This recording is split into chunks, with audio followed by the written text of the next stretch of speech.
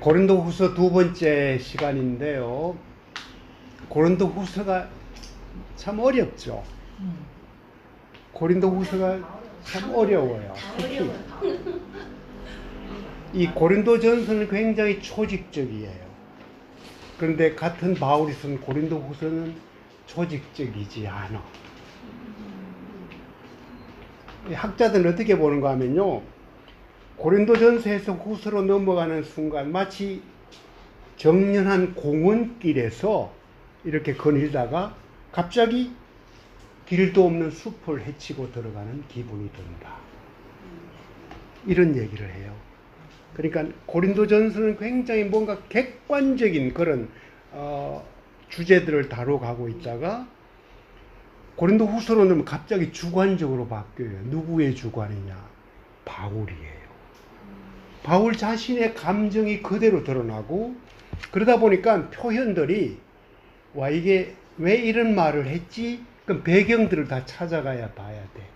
이런 말이 왜 나왔을까부터. 그러니까 굉장히 해석을 하기가 좀 쉽지 않고 이해하기도 좀 어려운 책이 고린도후서예요. 그래서 신약 성경 중에서 굉장히 어려운 책으로 이렇게 볼 수 있을 것 같아요.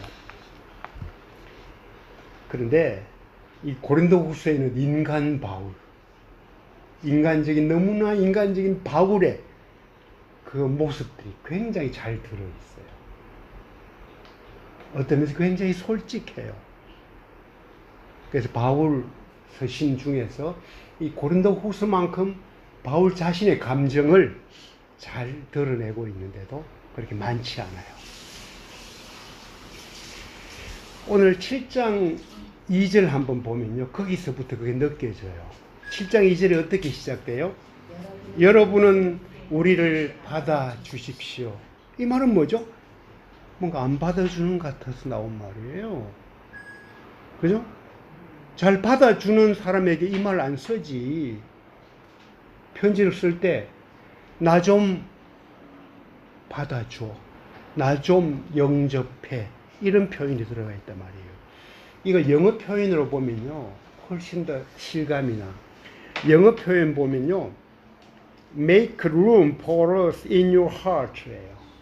무슨 말인가 하면은 당신의 마음속에 내가 있을 공간을 좀 만들어 달라, 이런 얘기예요. 그죠? 그러니까 나는 뭐죠? 상대방으로부터 어떤 면에서 완전히 따돌림을 당하고 있다, 이런 느낌에서 이렇게 이거를 쓴 거예요. 제가 지난 시간에 한번 이야기했죠. 성북천 전봇줄 위에 비둘기. 쫙 줄을 서서 있어요. 그런데 그 옆에 줄에 혼자 덩그러니 앉아있는 비둘기 한 마리가 있단 말이야. 그죠? 걔가 대장 아니에요? 그래 말이야. 대장이면 참 좋을지 모르는데, 그죠? 무슨 말인가 하면요, 비둘기로 치면은 내가 머물 수 있는, 내가 들어갈 공간을 좀 만들어 달라, 이 마음을 표현한 거예요. 근데 그 공간 자체가 텀이 없는 건 아니지. 가면 앉을 수 있지. 근데 마음속에 나를 받아달라는 이런 표현이죠. 제가 지난번에 이 바깥 창밖을 보다 굉장히 기가 막힌 장면을 포착했어요. 그죠? 그 한 마리가 앉아 있는데 노란 비둘기가 쫙 날아가더니 그 비둘기 옆으로 가는 거예요. 그죠? 그래서 둘이, 이 노란 비둘기가 그 작은 또 다른 이 회색 비둘기를 막 이렇게 툭툭 치기도 하고, 뭐 몸도 꼬기도 하고, 이런 모습들을 보이는 거예요. 수정할 때 되게 좋아해. 사진 찍었더라고요. 그죠? 자, 그러면 거기서 우리는 뭔가 또 다른 것을 보게 돼요. 와, 제가 혼자 떨어져 있었으니까 오히려 노란 비둘기가 찾아갔을 수도 있어요. 다른 말로 하면은 무리들 쫙 앉아 있는데 그 노란 비둘기가 와, 내가 들어갈 틈도 없네, 저기는 넓다 해서 갈 수도 있죠. 그죠? 내 속에 내가 너무도 많아, 당신의 쉴 곳 없네. 우리 마음으로 치면요, 그분이 내게 찾아올 수 있는 공간, 어떤 면에서 나는 외롭게 따돌림을 당하고 있는데 그럴 수도 있다는 얘기. 그러니까 지난번에 비슷한 얘기를 했죠. 그걸 제가 뭐예요? 바위 틈이다. 바위 틈에 숨은 비둘기다. 아무도 찾아내지 못하는 비둘기다. 근데 그 비둘기의 얼굴을 보고 그 소리를 듣고 싶은 분이 계신다. 그게 우리 아버지란 얘기를 지난번에 나눴죠. 바울의 심정이 뭔가 하면요. 이 고린도 교회를 참 사랑했어. 1년 반 동안 목회를 한 교회예요. 그 교회 고린도전서만 보더라도 수많은 얘기들을 서로 주고받고 하면서 바울에게 와 진짜 내 이 고린도 교회를 세우고 한 것에 대해서 뭔가 바울에게는 굉장히 큰 기쁨이 있었단 말이에요. 근데 문제가 생기네. 그죠? 이 유대파 교인들이 득세하면서요, 자기를 몰아가고 비난하고 모함하고 하기 시작한 거예요. 그게 고린도 전서부터 조금씩 나타나요. 그래서 디모데를 보내요. 고린도 교회. 떠나와서 에베소에서 고린도 전서를 내가 썼다 그랬잖아요. 그런데 가서 별 효과가 없었던 것 같아요. 제대로. 디모데도 잘 안 받아준 것 같아요. 그 편지 보면 디모데 좀 용납하라 그 말까지 나와. 고린도 전서과 후서 사이에 무슨 일이 있었는가 하면요. 또 하나의 바울의 편지가 있어요. 우리는 모르는 편지라. 그게 뭔가 하면요. 우리에게 소위 눈물의 편지로 알려져 있는 거예요. 고린도 후서 2장 4절 보면 그 표현이 나와요. 나는 큰 환난과 마음의 고통으로 인해 많은 눈물로 여러분에게 썼습니다. 이게 나와. 그죠? 편지를 썼어요. 아마 그 편지는 훨씬 더 이 고린도 후서보다 더 이렇게 호소하고 자기 감정을 표현한 편지일지도 몰라. 눈물로 쓴 편지예요. 그런데 그 전에 뭐가 있었는가 하면요. 고린도 후서 2장 1절 보면은 2장 1절입니다. 아까 4절 편지 쓴 얘기가 나오고요. 2장 1절은 이제 나는 또다시 근심 가운데 여러분을 방문하지 않기로 결심했습니다. 이 말은 뭐죠? 한번 고린도 교회를 갔다는 얘기예요. 고린도 전서와 후서 사이에 직접 한번 방문을 했다는 얘기예요. 그런데 무슨 말을 해요? 갔다 와서 이 편지에서 고린도 후서에 또다시 근심 가운데 여러분을 방문하지 않기로 결심했습니다. 엄청 상처받고 온 것 같아요. 엄청 거절당하고 온 것 같은 느낌이 든단 말이에요. 본인이 직접 가요. 이걸 뭐로 알 수 있는가 하면요. 실제로 고린도 후서 뒤에 가면요. 내가 3번째 방문하겠다. 이 말을 해요. 그죠? 그 말은 그 전에 반드시 한 번이 있어야 돼. 그래 간 거예요.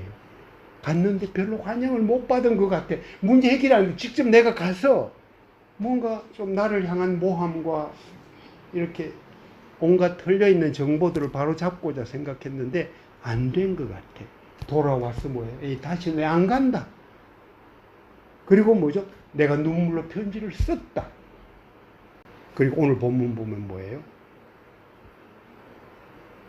나를 좀 받아 주십시오. 내가 당신들의 마음속에 거할 공간을 좀 내주십시오. 우리는 아무에게도 부당한 일을 하지 않았습니다. 이 말은 뭐예요? 저 부당한 일을 했다고 막 말을 만들었다는 얘기예요. 그죠? 아무에게도 손해를 입히지 않았고 저 손해 끼치는 놈이라고 바울을 그렇게 욕했다는 얘기예요. 모함했다는 얘기예요. 아무에게도 속여 빼앗는 일을 하지 않았습니다. 이 말이 느닷없이 나올 이유가 없죠. 속여 빼앗고 했다고 이야기를 한 거란 말이에요. 바울의 심정이에요. 그죠? 그때 바울이 뭘 하는가 하면요. 기도를 해요. 디도가 등장해요. 디도가 제자예요? 디도는 누군가 하면요. 바울에게는 세 아들이 있었어. 영적 아들. 성경에 나타난 디모데. 잘 알잖아요. 디모데. 그죠? 네. 또 하나가 뭐예요? 디도예요.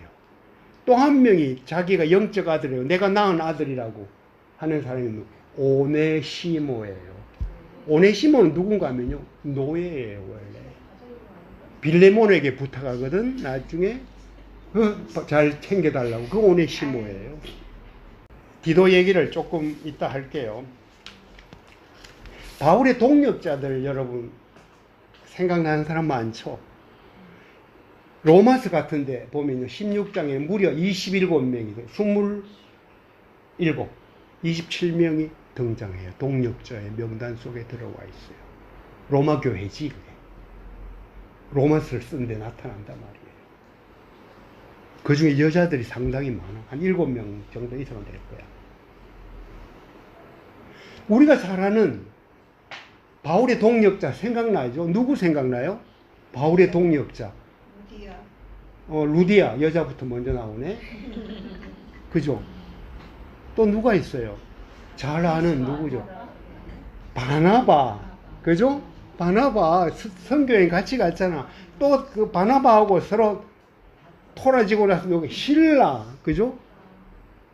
또 누구예요? 아까 얘기한 대로 루디아도 있고 브리스길라, 아굴라. 그죠? 또 누가 생각나요? 누가복음 쓴 누가, 사도행전 쓴 누가, 디모데후서 마지막에 보면 뭐예요? 누가만 나와 함께 있느니라. 디모데에게 쓴 편지에서 누가 얘기를 하죠. 누가, 의사, 누가. 그죠? 또 누가 생각나요? 그런데 중요한 사람이 디도가 있어요. 디도. 오늘 이야기할 디도예요. 여러분 이제 신앙생활 해오면서 그죠? 와, 내 인생의 동력자들, 내 인생의 좋은 친구들, 아마 이런 명단들을 여러분 쓴 적이 있을 거예요. 그죠? 내가 어렸을 때 나의 친한 친구들 이름부터 시작해 쫙 이렇게 그게 있을 거라. 저는 이 서신서를 묵상하고 그다음 바울의 삶을 가만히 보면서 바울에게는 많은 이름들이 있었어. 자기가 낳은 아들들도 있었고 자기를 그렇게 도와줬던 사람들도 많이 있었어. 선교여행 같이 간 사람도 있었고 그러다가 서로 토라지고 잠시 헤어진 사람도 있었고 아까 얘기했던 마가 같은 경우 그죠? 마가 때문에 그 착한 바나바와 바울이 서로 자기 주장하다가 헤어진단 말이야. 선교여행. 그죠? 끝냈어. 그리고 신라를 데리고 가. 근데 사도 바울이 맨 마지막에 디모데 후서에서 무슨 얘기를 해요? 디모데에게 편지를 한단 말이야. 마가를 평가를 하더니 굉장히 나한테 유익한 사람이라고. 마가 좀 데려올 수 없냐고. 보고 싶은 사람이라고. 바울에게 있어 많은 사람들. 아마 여러분들이 이제 우리 다큐를 한단 말이에요. 옛날에 우리 다큐 30행시 지어낸 거 생각나요? 2019년 11월 달에. 그죠? 14명 그때 출석할 때야. 14명 이름 각자 영미, 애순 이런 식으로 해서 자기가 이제 이행시를 썼단 말이야. 맨 마지막에 다큐 해가지고 30행시 쓴 거 기억나잖아요. 왜 제가 쓴 거 하면요. 그게 우리가 동력하고 우리가 함께하는 사람들을 내 가슴 속에 품자는 의미로 만든 거예요. 룸을 만들자. 사도 바울은 무슨 얘기하는 거 하면요. 나는 여러분이 내 속에 있을 머물 룸을 만들었다. 그 뒤에 바로 이어서 나와요. 그런데 여러분은 좀 내가 그 할 룸을 좀 만들어 달라.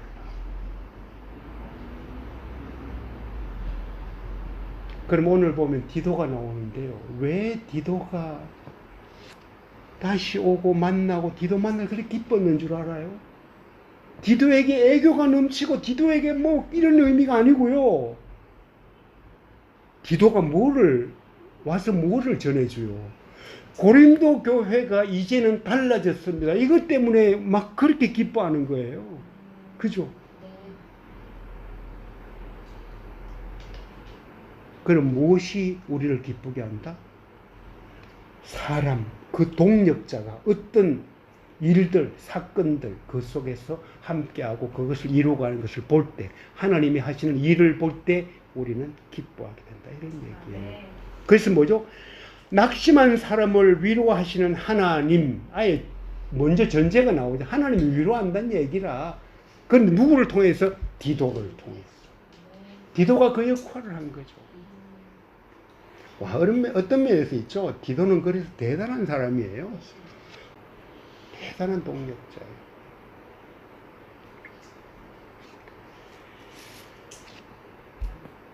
저한테도 참 많은 이름들이 있어요, 사실은. 선교 과정에서 또는 사역을 하면서. 제가 옛날에 2004년도가 썼던 책이 하나 있는데, 거기가 이역 강남 껍질이라는 책인데, 그 속에 보면 그런 게 굉장히 많이 들어있어. 어떤 성경 공부 모임, 어떤 수련회, 어떤 참 만남에서 하나님이 이루었던 사건들과 동시에 이름들을 다 적었어요. 아, 그거 안 적어놔서 이름 다 잊어버렸지. 아, 이름 그냥 시간 지나면 다 잊어버리잖아요. 그때는 카톡이 있을 때도 아니에요. 2000년, 그전 1900년, 뭐 90년대니까. 그죠? 아니죠. 내가 그 이름을 내가 그때 기록해 놓았기 때문에 지금도 이름이 생각나고 이름을 알게 돼. 여러분들에게 살아가면서 여러분들에게 뭔가 사건을 주고 하나님이 그렇게 만나게 했던 이름들 못 잊죠. 그죠? 내가 나중에 세상을 떠나게 됐을 때 제가 꼭 꺼내서 읽어보고 싶은 이름들이에요. 지금 이 다큐 이름, 이 다큐가 현재 진행형이지. 그죠? 당연히 이름들을 한번 썼고 다시 이름들을 한번 써야죠. 오늘 싹 바꾸세요, 이름을. 네. 정리해야 될 때가 있어요. 근데 그게 뭔가 하면 바로 그거거든요. 이름들이 있단 말이에요. 그 이름들이 나를 이렇게 위로해줬고 나를 해줬고 이런 것들의 가장 중요한 원천은 뭔가 하면요. 그 속에 하나님이 어떻게 간섭하고 터치했느냐. 그 사건이 있을 때만 그 이름들이 훨씬 더 의미 있게 다가와요. 그죠? 내가 교회에서 수많은 사람도 만나고 이렇게 할 수 있지만은 교인 명복부에 수많은 사람들이 있지만은 내가 기억하고 싶은 이름은 다른 이름이지. 그죠? 근데 무슨 이름인 경우 아니 있느냐? 하나님이 사건을 일으킬 때 그 이름은 잊지 않아요. 그래서 저는 이제 세상 떠날 때 시간이 있으면 반드시 이걸 꺼내서 읽어볼 이름들이 딱 정리되어 있어요. 저도 거기 껴주세요. 제 이름도 거기 올려주셔요. 네, 그럼요. 바꿔요. 이걸로 다 업데이트해요.